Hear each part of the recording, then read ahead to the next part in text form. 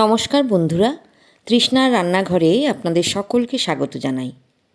শীতকাল, এখন বাজারে পর্যাপ্ত পরিমাণে ধনেপাতা পাওয়া যাচ্ছে। ধনেপাতা দিয়ে মুরগির মাংস, রেস্টুরেন্টে যাকে বলে ধনিয়া চিকেন, সুস্বাদু একটি পদ, রান্নাও হয় বেশ তাড়াতাড়ি। চলুন শুরু করি। ধনিয়া চিকেনের জন্য 700 গ্রাম চিকেনের মধ্যে পরিমাণ মতো লবণ দিলাম, 1 চামচ হলুদ গুঁড়ো দিয়ে দিলাম, আদা রসুন বাটা দিচ্ছি 3 টেবিল চামচ, 2 টেবিল চামচ কাঁচা লঙ্কা বাটা, আর দিচ্ছি একটা পাতিলেবুর রস। এবারে দিচ্ছি 1/4 চামচ গোলমরিচ গুঁড়ো। এখন বেশ ভালোভাবে সমস্ত মশলা মাংসের গায়ে মেখে নিতে হবে। মাখা হয়ে গেলে আধ ঘন্টা ঢাকনা বন্ধ করে রেখে দিন। এছাড়াও আমি নিয়েছি কুচনো পেঁয়াজ, 6টা মিডিয়াম সাইজের পেঁয়াজ আছে এখানে, ফ্যাটানো টক দই 150 গ্রাম মতো, আর নিয়েছি ধনেপাতা বাটা।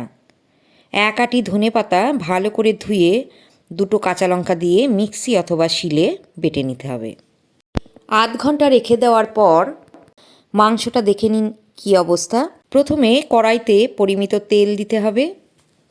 আমি সর্ষের তেলে রান্নাটা করছি, চাইলে যে কোনো সাদা তেলেও রান্নাটা করতে পারেন। তেল গরম হলে 3টে গোটা শুকনো লঙ্কা দিলাম, 3টে ছোটো এলাচ, 4টে লবঙ্গ আর 2 টুকরো দারচিনি দিয়ে দিলাম। এবারে কেটে রাখা পেঁয়াজগুলো ঢেলে দিলাম। পেঁয়াজগুলো কিছুক্ষণ ভেজে নিন। 2 মিনিট মতো ভেজে নেওয়ার পর দেখবেন কাঁচা গন্ধ চলে গেছে।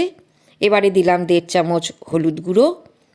আরও 30 সেকেন্ড ভেজে নেওয়ার পর 1 চামচ জিরে গুঁড়ো আর 1 চামচ ধনে গুঁড়ো দিয়ে দিচ্ছি।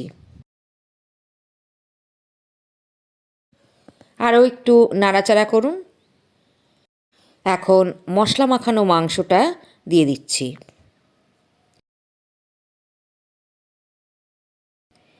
একবার ভালো করে নেড়ে দিন। ঢাকনা বন্ধ করে রান্না হবে 5 থেকে 7 মিনিট।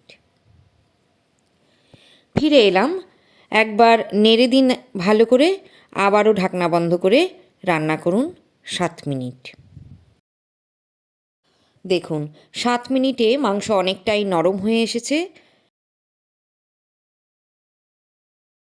এবারে দিলাম টক দই আর বেটে রাখা ধনেপাতা।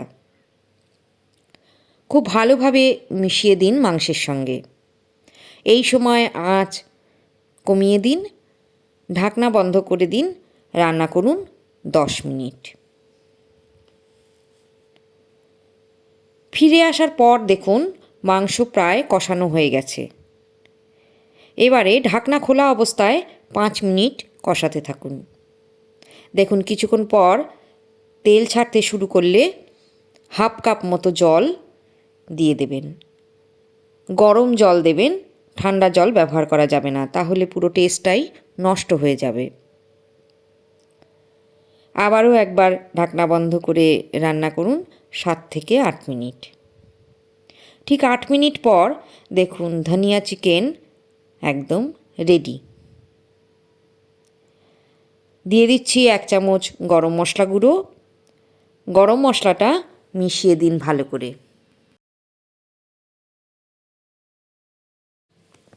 এই সময় ঠিক করে নিন গ্রেভি কতটা রাখবেন। একটু শুকনো শুকনোই খেতে ভালো লাগে ধনিয়া চিকেন।